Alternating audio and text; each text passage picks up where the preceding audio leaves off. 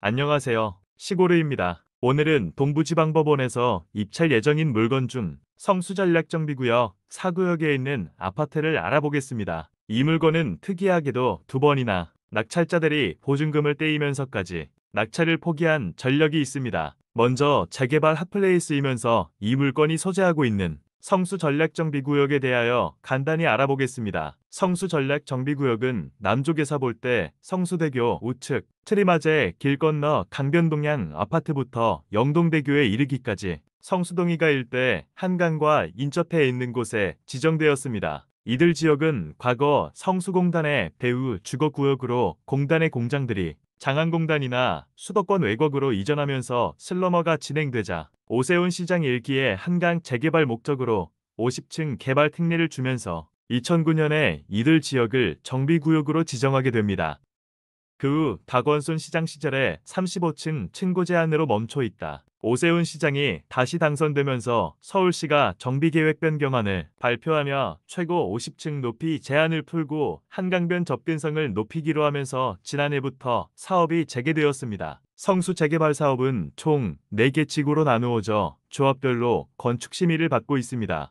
가장 관심이 높은 사업 지역은 1지구, 4지구입니다. 1지구는 부지 면적이 19만 4천 평방미터로 가장 넓고 공급 물량도 3,019가구로 4개 지구 중 물량이 가장 많습니다. 수인분당선 서울 수평이 가깝고 지하철 2호선 뚝섬역 역시 도보 15분 거리에 있습니다. 4개 구역 중 서울숲과 거리도 가장 가까워 개발이 마무리되면 랜드마크 단지로 등극할 가능성이 높은 곳입니다.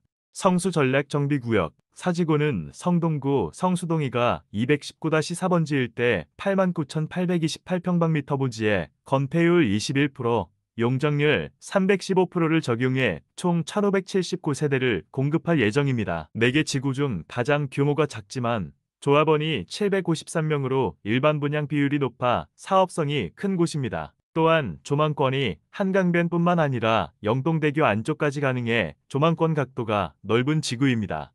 사지구는 다른 성수전략정비구역과 달리 올 3월 초 조합원 전자투표 결과 최고 층수를 77층으로 하기로 다수의 의견이 집약된 곳입니다. 이는 비슷한 시기 최고 층수 49층으로 준초고층 아파트를 짓기로 투표 결과가 나온 1지구와 상반된 모습입니다. 하지만 1지구의 경우 최고 층수 결정 시 50층 523표, 70층 487표로 투표수 차이가 크지 않았으며 4지구의 경우 77층 359표, 49층 88표의 비교적 높은 비율로 최고 층수 77층으로 투표했습니다. 그 이유는 50층 중고층에서 77층 초고층으로 갈 경우에 공사비 상승폭은 20% 증가하는 선에 그치는 반면 초고층으로 인한 한강 조망권 확대에 이익이 크다는 판단이 영향을 미쳤습니다. 사지구는 49층 이하로 지었을 때 7개동 이상으로 지어야 하며 조합원 30%는 완전한 한강 조망이 아닌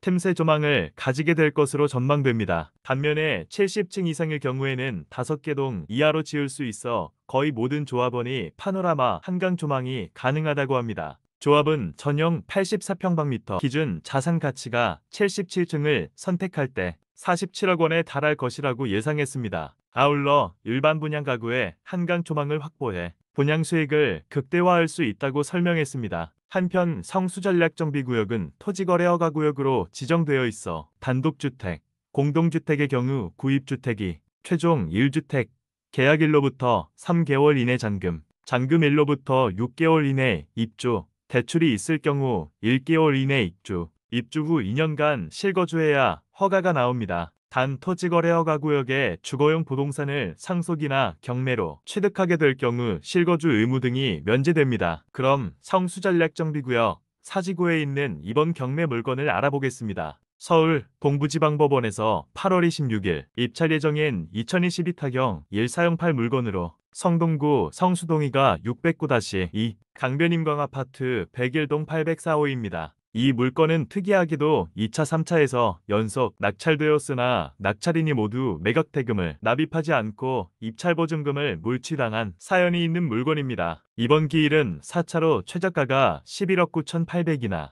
매각 대금 미납으로 인한 재매각 물건이므로 입찰 보증금은 최저가의 20%입니다. 이 아파트는 전용 면적 25.6평, 대지권은 12.14평입니다. 2019년 2월 25일에 전입한 임차인 부부만이 현재 이 아파트에 거주하는 것으로 나오고 말소 기준 권리는 2017년 4월 24일에 설정한 농협의 근저당권이므로 낙찰자가 추가로 인수해야 하는 부담은 없습니다. 그럼 왜 강변인광 아파트의 2차, 3차 낙찰인들은 최저가보다 훨씬 높은 금액을 써서 낙찰받았으면서도 잔금을 납부하지 않았을까요? 2024년 7월 29일 현재 성수전략정비구역 사지구 재개발조합은 조합 설립 인가를 2016년 7월 25일 받았지만 아직 사업 시행 인가 전에 단계에 있습니다. 조합 설립 인가 당시에 본 물건 소유자 주식회사 미보고는 성수전략정비구역 사지구 내에 다른 물건도 소유하고 있었다는 회신이 있습니다.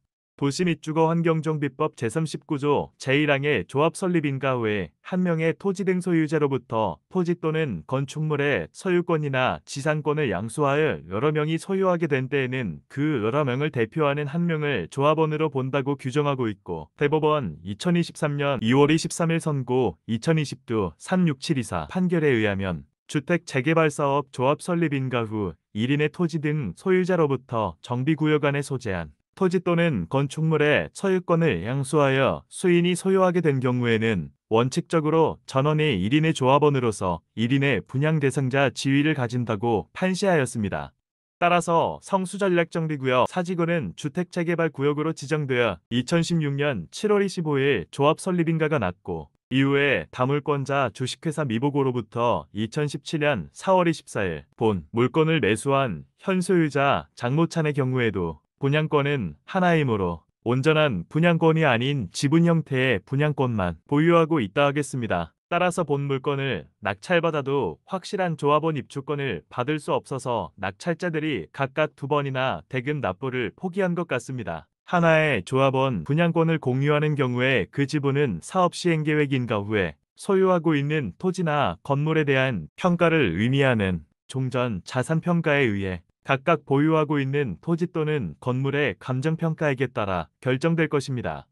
본 경매 물건을 낙찰받아도 온전한 분양권은 보유하지 못하지만 현재의 최저가가 시세의 절반 정도여서 아주 싸게 구입할 수 있는 기회라고 봅니다. 따라서 자금 여유가 있는 분들은 이번 기회에 낙찰받아 관리처분인가 고시 이후에 감정한 결과를 토대로 현금 청산받거나 분양권 공유자들과의 교섭에 의하여 온전한 분양권을 취득하거나 일부는 현금 청산된 상태로 사업이 완료되어 완성된 아파트 한 채를 공동으로 소유하게 되더라도 그것을 합의로 처분하거나 형식적 경매를 거쳐 그 대금을 분할하여 수익을 실현할 수도 있을 것입니다. 물론 조합원 입주권 공유자들은 대표 조합원을 정하여야 하고 사업 진행 단계 등에서 번거로운 일을 감수해야 하는 등 공유자들의 권리 귀속에 관한 복잡한 관계도 염두에 두어야 하겠습니다. 오늘도 시청해주셔서 고맙습니다.